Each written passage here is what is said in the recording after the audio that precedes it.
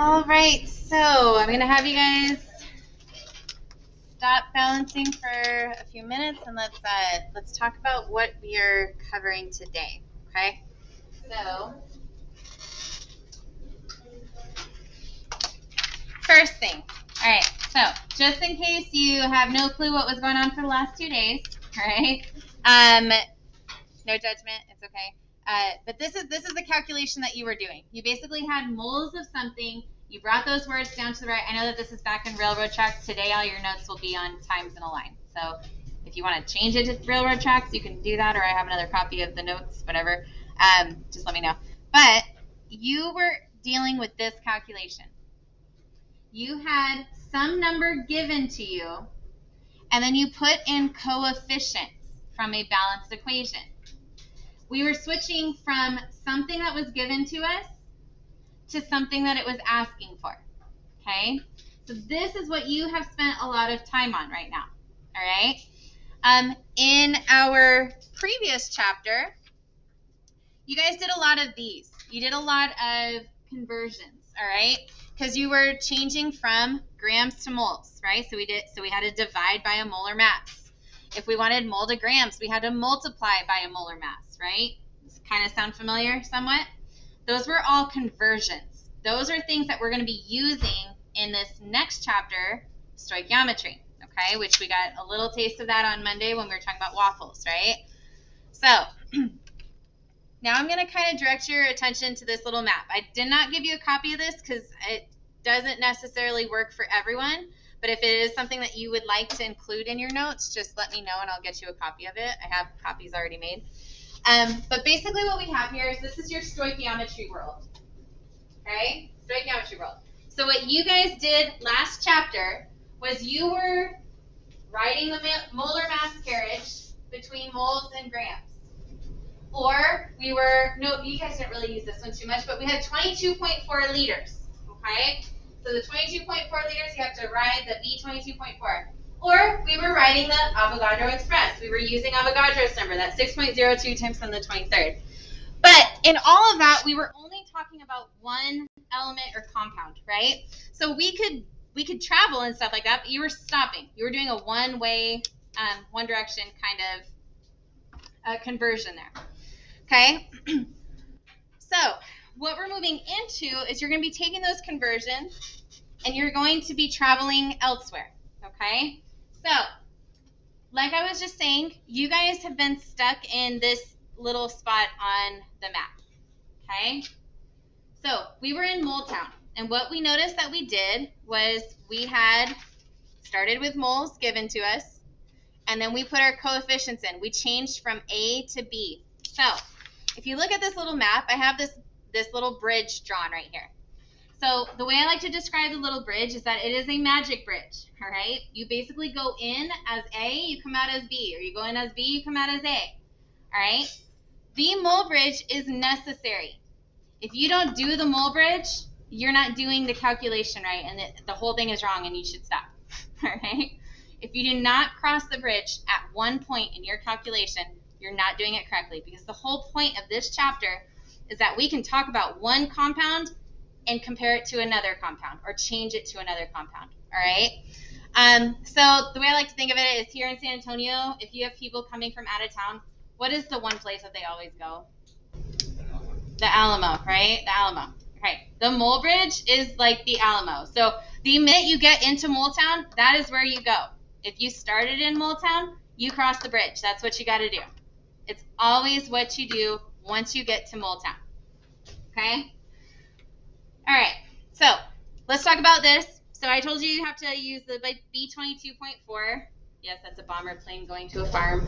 It's a happy bomber plane, though. It's not a mean one. All right, so it's just a mode of transportation.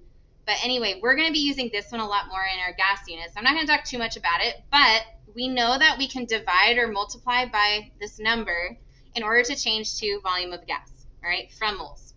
All right, or we can go back and go from volume to moles. All right, over here, this is where we spent a lot of time in the last chapter, and it was going from gramland to moles, right? So we had to deal with our molar mass. We were either dividing or we were multiplying by a molar mass, right? how did we know which one to do? What kind of strategies did you guys have in last chapter? How did you know whether you were multiplying or dividing by a molar mass?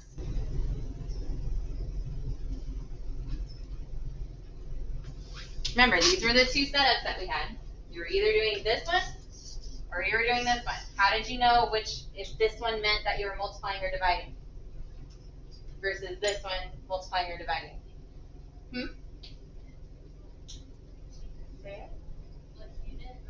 The unit, okay. So the fact that the unit was down here was moles versus down here it's grams kind of thing. All right, good. So when we saw that we had to bring our molar mass to the bottom, you knew to do what kind of math here?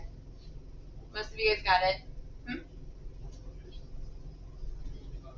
Divide, yeah. In the end, you had this times this divided by that, right? And so same thing here. We had this times this, and you usually didn't have to divide by 1. So we had ones in there, which meant that you could kind of simplify it down to being either a division or a multiplication. So here, we knew because we brought the word down to the right that this is molar mass, that's a division. This one, we brought the word down to the right, which meant that was a 1. Molar mass is on top, you multiply them, okay?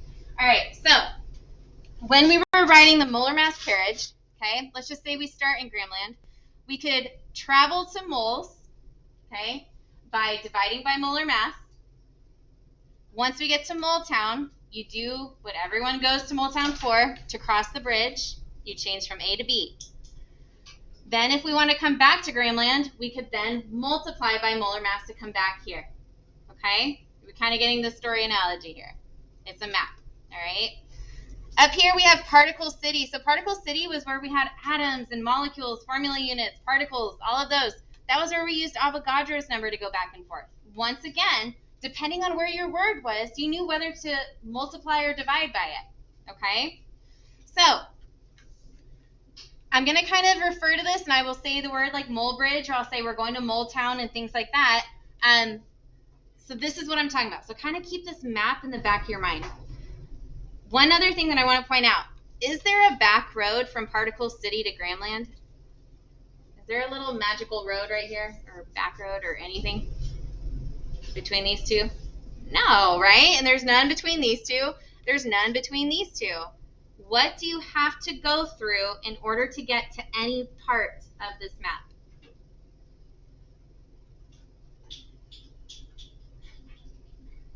Mole Town, right? You got to go through the center. You got to go through Mole Town, all right? So keep that in mind. We got to always convert to a mole before you can convert to something else. All right. So let's look at the page that you guys have in front of you. All right. You worked really hard on the balancing over here on the right, so we'll get back to those coefficients in a minute. But you'll be using your highlighter to kind of point out where you're changing characters and things like that. So I figured it'll make it easier for you guys to see that. So looking here, if we are basically, we're going to talk about the most complicated one.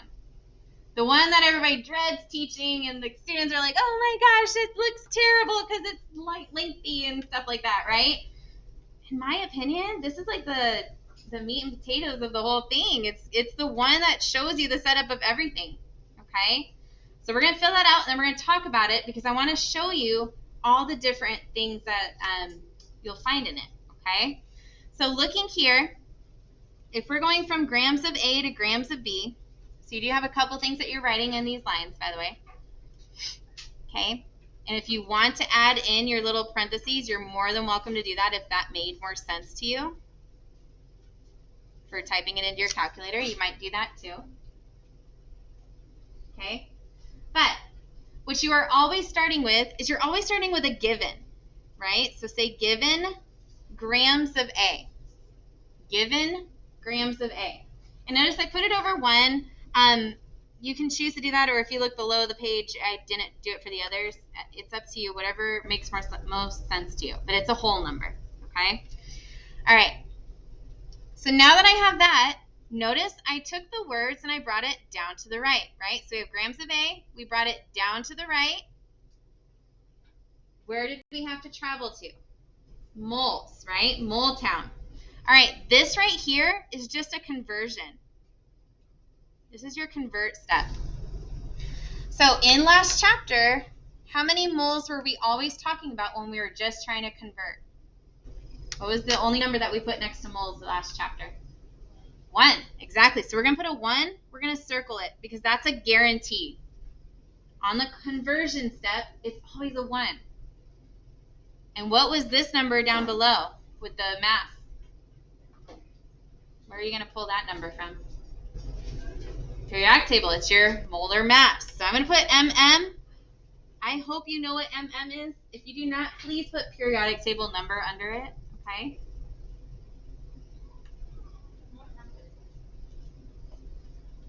We're on the first thing. Okay?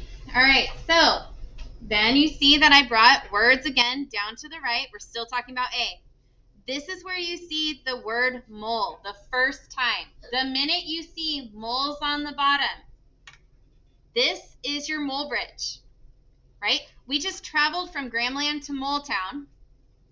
What do you do when you visit Moletown? You cross the bridge.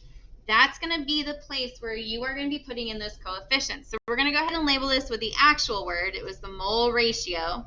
If you want to put bridge, oh, not ratio, sorry. If you want to put bridge, it might help you to remember the map. But this is our mole ratio. Where do we pull these numbers from? Or what are those numbers called? It's what you guys have been doing. You guys have been doing this, right? This step. Starting here, here. Where do you get these two numbers from? The problem itself, kind of, maybe.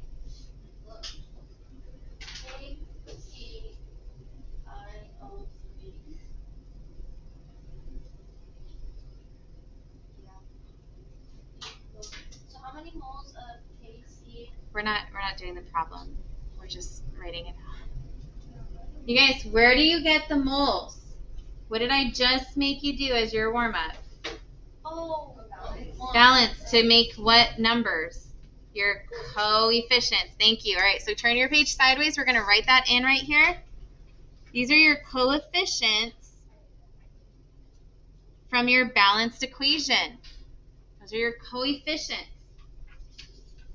Anytime we cross the bridge, you have to have a balanced equation. You're taking those numbers from that balanced equation, okay? All right, I'm going to turn my page back. All right, so once you've got that, so when you first see the mole at the bottom, that's your cue. You're crossing the bridge, pull from your balanced equation. Then I took the words and I brought them down to the right again.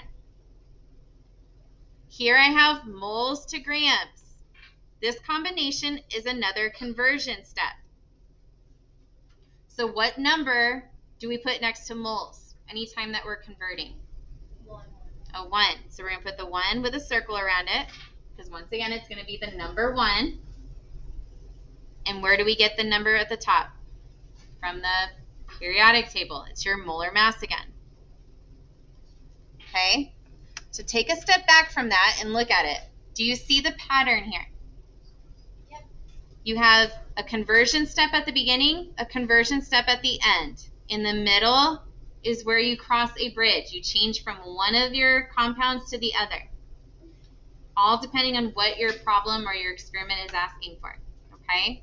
All right, so put your pencils down, look up here, look up there, okay? Okay, I want to point this out to you. This is what you guys did yesterday, right? I've already said that. You start with moles, we write it down, we cross the bridge. Okay, so that was our one-stepper. Okay, all that we're doing, if we're going to continue on like to do the different types of problems, is we added this step into the first part. Do you recognize this setup from last chapter? I just want to make sure you do. You started with a given, you divided by molar mass to convert it into moles. You guys remember that? Yes or no? Yes? Okay, good. At the end, all that you have here, okay, you started with moles and we converted it back to grams. Do you recognize this? You multiplied it by the molar mass. Yes or no? Yes-ish? Okay, I hope so. All right. Okay, so that's all that we're doing is we're just adding in an extra conversion and making sure you cross the bridge. That's going to be in every single one of these steps below. All right? Okay. With your highlighter, let's go ahead and make it a little bit easier for you to see the change. I want you to highlight all of the B words, right? So we have our moles of B, grams of B, moles of B. Okay? So you see that it kind of made a little L. So you have an L with those. And if you kind of look, you have an L with the A's. Do you guys see that they kind of fit together like a little L? Like that? Kind of ish? You guys see it somewhat? Okay? You will always have that kind of setup around the mole ratio. Okay? All right. So we'll kind of use the highlighter again in a bit. All right. The next one, we have grams to moles. So when we are dealing with grams to moles, once again, you are starting with a given. Given in